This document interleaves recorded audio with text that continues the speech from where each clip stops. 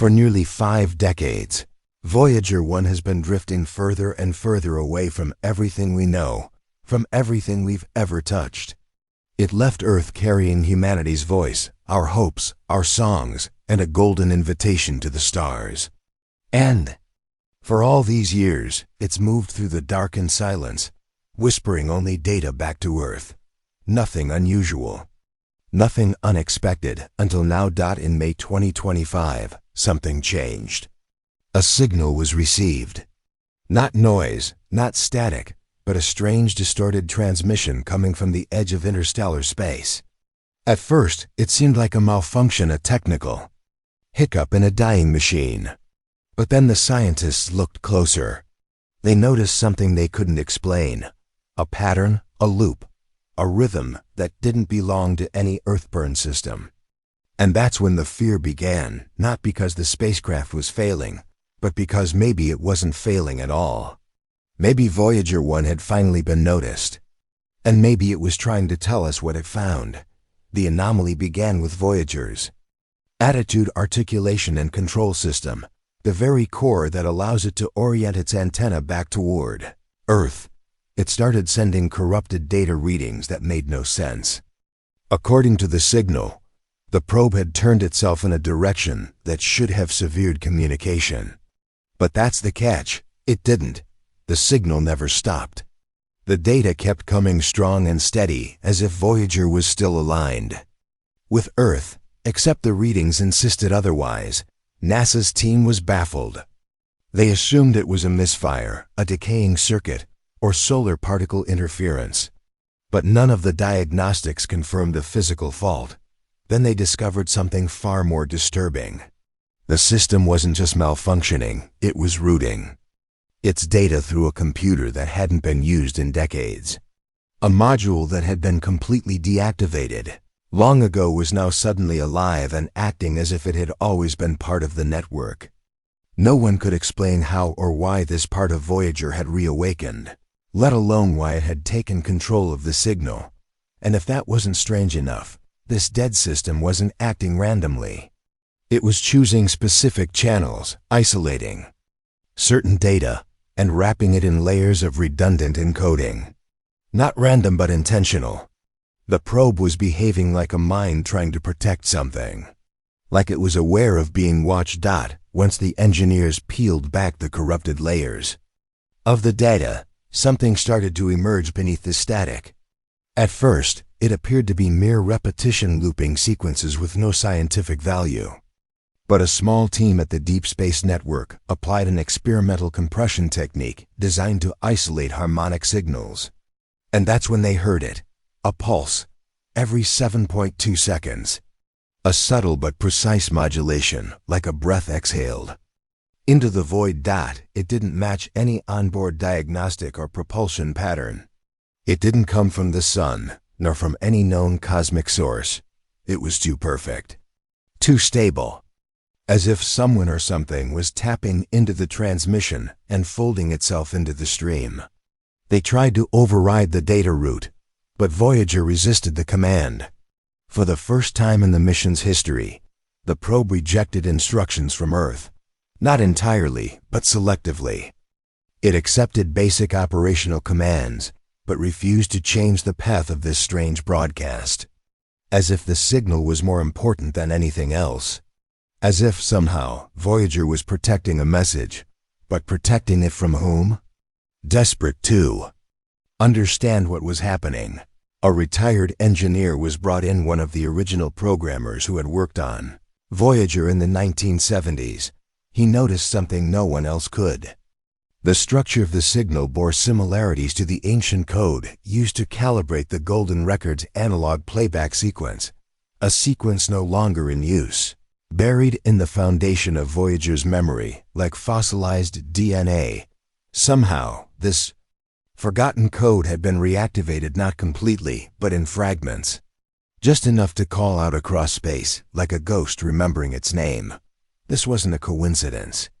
It was as if Voyager had encountered something, some field, some frequency, some force, and in response, it reached into its own past, pulling from the oldest parts of itself to communicate. It's almost poetic, isn't it?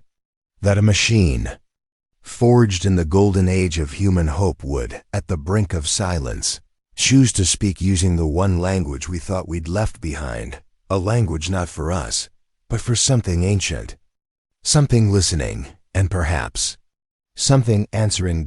As researchers began mapping the signal over time, they found something that no one expected.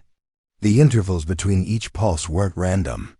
They corresponded to a Fibonacci sequence, mapped in temporal offsets, a mathematical structure found everywhere in nature, from the spirals of galaxies to the branching of trees. But what was it doing embedded in a digital echo coming from the edge of space?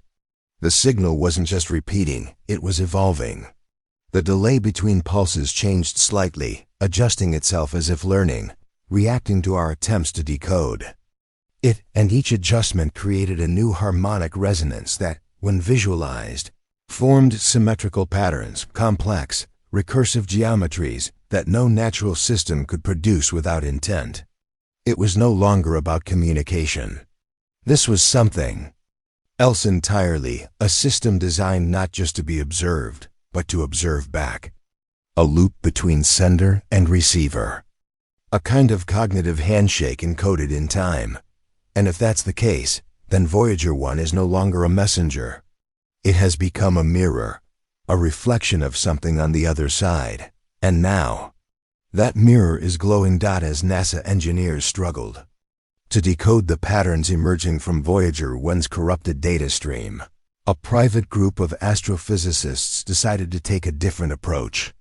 They fed the signal into a neural network, one not trained to interpret language, but to recognize intention through mathematical behavior. And what happened was beyond explanation. The AI didn't translate the data. It didn't explain it. Instead, it reproduced it almost instinctively, mimicking the pulse, then improvising on it, generating new iterations in real time. It was as if the AI understood the signal not as communication, but as a form of music, a rhythm it could learn from, play with, and respond to. And as the researchers allowed it to run, the responses became more intricate, more structured, more conversational. Something out there, something on the other side of that 24 billion kilometer gap seemed to be listening back. It wasn't a glitch, it was a call. And maybe, just maybe, this was the answer. After weeks of analysis, an even stranger hypothesis began to take shape. What if Voyager 1 hadn't just traveled far away in distance, but had crossed into a different layer of space? The spacecraft had already moved beyond the heliosphere into the interstellar medium. But now, scientists were entertaining the possibility that it entered a boundary zone, a region where the rules of space and time might bend just slightly, but enough to disrupt our understanding of physics. This wasn't science fiction. Similar distortions had been recorded before: gravitational anomalies, time delays, fluctuations in cosmic background radiation that defied expectation. But never had a machine sent us something so specific, so clearly structured, from within such a distortion. It was as if Voyager was tapping into a different frequency of reality, not just receiving and transmitting, but resonating. And if that's the case, then this hidden transmission might not be a message in the traditional sense. It might be a vibration of truth leaking through the seams of the universe. In one of the final decoding attempts, an experimental linguist ran the signal through a program designed to detect human emotional rhythms, patterns of stress, pauses, and breath in speech. The results were uncanny. The waveform of the Voyager signal closely resembled the cadence of human heartbeat intervals. It pulsed like something alive. It breathed like something conscious. It felt like something was trying to reflect us back to ourselves. Suddenly, the transmission no longer felt alien. It felt intimate, personal, like someone was holding up a mirror, not just to our technology, but to our minds. What if Voyager had become not a beacon, but a conduit, a tool used by something else, something old, something waiting in the cold darkness to show us that we are not alone, not just in the galaxy, but in perception? And that kind of mirror doesn't just show us who's out there, it shows us who we really are. Then came the moment no one could explain. During one of the nightly data monitoring sessions, the signal stopped abruptly mid-transmission. For exactly 7 minutes and 23 seconds, Voyager went dark. The team feared it was the end, but then it came back. The exact same transmission resumed as if nothing had happened. Same frequency, same pulse, same sequence dot, but with one subtle difference. At the end of the next loop, the signal added a new harmonic and ultra-low tone, barely perceptible, embedded beneath the waveform. A tone that, when plotted visually, formed the mathematical image of a Mobius strip, a symbol of infinite reflection. A path without beginning or end. And that's when many stopped asking whether the signal was a malfunction or even a message.